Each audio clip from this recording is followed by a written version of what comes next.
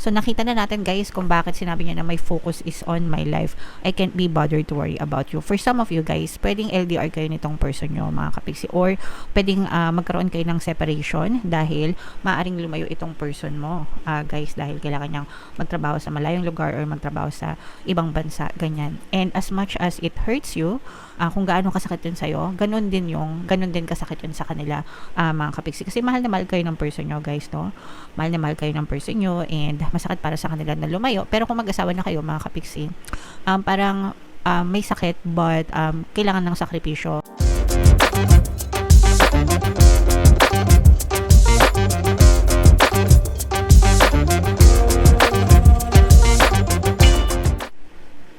Hello guys, hello Libra, welcome back to Pinoy Pixie Tarot.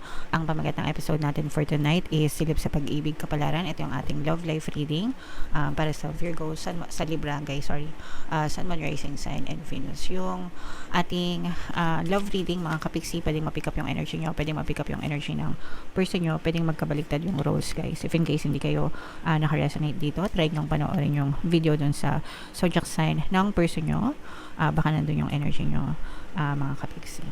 Okay, so guys, ito yung ating love messages para sa inyo. Pwedeng message for you or na-experience nyo, mga kapiksi. So, for some of you guys, no, you are being advised na magkaroon ng heart-to-heart open conversation open heart communication, conversation with your person, mga kapiksi, kung ano yung gusto mong sabihin sa kanila, and then ask them kung ano yung gusto nilang sabihin sa inyo, mga kapiksi, para magkaintindihan kayo, magkaunawaan kayo.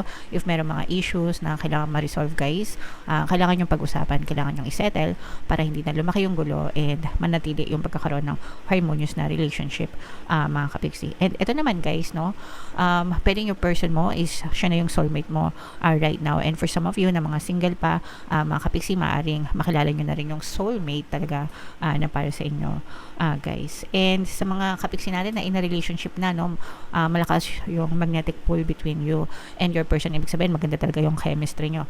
Parang K-drama lang, ganyan. Okay, so yeah, panatilihin guys yung pagkakaroon ng harmonious na relationship with your person. Mga kapiksi, always focus on the positive side ng relationship at saka yung positive perception nyo about your person para talaga maging harmonious yung inyong pagsasama guys. Okay, so tingnan natin, ito naman yung mga mensahe sa inyo or sa loobin ng person mo, yung mga it's either gusto niyang sabihin or ayaw niyang sabihin, mga kapiksi. My focus is on my life, I can't be bothered to worry about you. So ito guys, obvious, no, obvious na nagwo-worry siya tungkol sa iyo, mga kapiksi, pero gusto niyang i-focus yung kanyang energy or yung kanyang sarili, yung kanyang attention, no, sa kanyang sarili, mga kapiksi. Kumbaga self-love muna siguro siya, or gusto niya munang ayusin yung buhay niya or whatever, mga kapiksi. Pero the fact na sinabi niya na I can't be bothered to worry about you, ibig sabihin nagwo-worry siya tungkol sa'yo. Ibig sabihin palagi kanyang iniisip, palagi kanyang naaalala, mga kapiksi, pero pwedeng hindi siya nagpapakita ng action, hindi siya nagtitake ng action, hindi siya kumikilos, no, para ipakita sa'yo na mahalaga ka or importante ka sa kanya, kasi gusto niyang i-focus yung energy niya sa sarili niya or sa buhay niya. Pwedeng inaayos niya yung buhay niya or whatever, kung ano man yung personal goals niya, mga kapiksi. Okay, but then again, sabi ko nga, nasa isip at nasa puso nila kayo, guys. So tingnan natin kung may connect yung mensahe na yun dito sa inyong love energy guys. Shuffle natin to. Abang sinashuffle ko itong, mga kapiksi, panoorin nyo muna yung video natin regarding sa ating paano mag-manifest ng abundance video course. Kapiksi, sawa ka na ba sa mga struggles at hirap sa buhay mo? Masipag ka ba at masikap sa buhay ngunit hindi ka pa rin umaasenso? Ilang beses ka na bang nag-attempt magnegosyo at mag-invest pero palagi ka pa rin nalulugi? Sa pagkakataon na ito ay maaaring may subconscious beliefs ka na nagiging balakid sa iyong pag-unlad at pagyaman. Introducing, paano mag-manifest ng abundance video course. Dito ay matututunan mong ma-overcome ang mga balakid mo para tuluyan ka ng umunlad, umasenso, sumagana, maging matagumpay, successful at maswerte sa iyong kabuhayan, pera, trabaho, negosyo, salapi at kaperahan ng bonggang-bongga. Dali, mag-send na ng email sa pinoypixie@gmail.com at simulan na ang iyong pagyaman ngayon. Alright, so sa lahat ng gusto mag-avail ng course guys, yung promo natin ngayong January, magbibigay tayo ng 10% discount until January 31 guys, kaya mag-avail na kayo. And yung another course natin, paano mawala ang third party at magkaroon ng harmonious na relationship para mawala yung mga kabit sa relationship nyo, 10% discount din yan. And abangan nyo yung next course natin mga kapiksi, no? Revised breakup, paano pabalikin si ex, revised breakup. So, available sa February, abangan nyo na lang guys. So, Libra, kayo ay na-represent ng Queen of Swords. Ito yung ating love energy. Meron din ditong presence ng air sign, Aquarius, Gemini, Libra, Sagittarius, fire signs, Aries, Leo, Sagittarius, at saka earth signs, Capricorn, Taurus, Virgo. So, for some of you, pwedeng may ganyang element kayo sa inyong natal chart, or you may be dealing with another, ganun yung natal sign nila mga kapiksi. So, nakita na natin guys kung bakit sinabi niya na my focus is on my life. I can't be bothered to worry about you. For some of you guys, pwedeng LDR kayo nitong person nyo mga kapiksi, or pwedeng magkaroon kayo ng separation dahil maaring lumayo itong person mo guys, dahil kailangan niyang magtrabaho sa malayong lugar or magtrabaho sa ibang bansa, ganyan. And as much as it hurts you, kung gaano kasakit yun sa'yo, ganun din kasakit yun sa kanila mga kapiksi, kasi mahal na mahal kayo ng person nyo guys, no? Mahal na mahal kayo ng person nyo, and masakit para sa kanila na lumayo. Pero kung mag-asawa na kayo mga kapiksi, parang may sakit, but kailangan ng sakripisyo para sa pamilya guys, no? Para maging good provider yung person nyo, and para umangat yung inyong kabuhayan. Pwedeng pwedeng kayo yung nasa abroad. Again guys, pagdating sa love reading, pwedeng baliktad yung rule, no? It's either ikaw yung mag-a-abroad, or sila yung mag-a-abroad, or sila yung nasa ibang bansa, ganyan.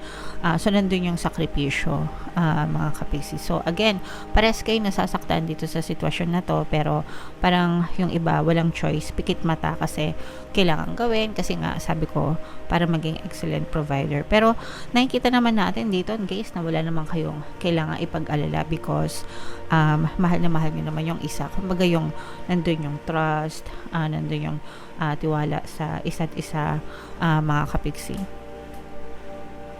na kahit na magkalayo, sorry guys, na kahit na magkalayo, or kahit na hindi na kayo magkasama physically, pero emotionally at saka mentally you're still connected mga kapiksi. So nandun talaga yung strong bond, yung strong na pagmamahal sa relationship. And dito nakikita natin na balance, no? Whatever you give and whatever you feel to your person, kung ano yung nararamdaman mo sa kanila, kung ano yung binibigay mo sa kanila, Libra, ganun din yung pagmamahal na binabalik nila sa inyo mga kapiksi. So hindi natitake for granted, as in sinusuklian pa. And ang maganda dito guys is para sa person mo, settled na, no? Kumbaga parang settled na kayo sa isa't isa, para sa iyo siya na, para sa kanya ikaw na. So nakikita natin na pang long lasting, pang ever after itong type of relationship na meron kayo mga kapiksi. And even though there are a lot of doubts, may mga duda ganyan kung magwo-work ba tong relationship na to, especially guys kung first time lang kayo maging LDR ng person nyo, no? Kasi yung iba parang first time lang na makikipagsapalaran sa LDR type of relationship. Yeah, so first time lang makikipagsapalaran sa ganitong klaseng relationship, pero nakikita natin na you will make it work talaga, no? As in talaga pagsisikapan yung dalawa na mag-work itong relasyon na to.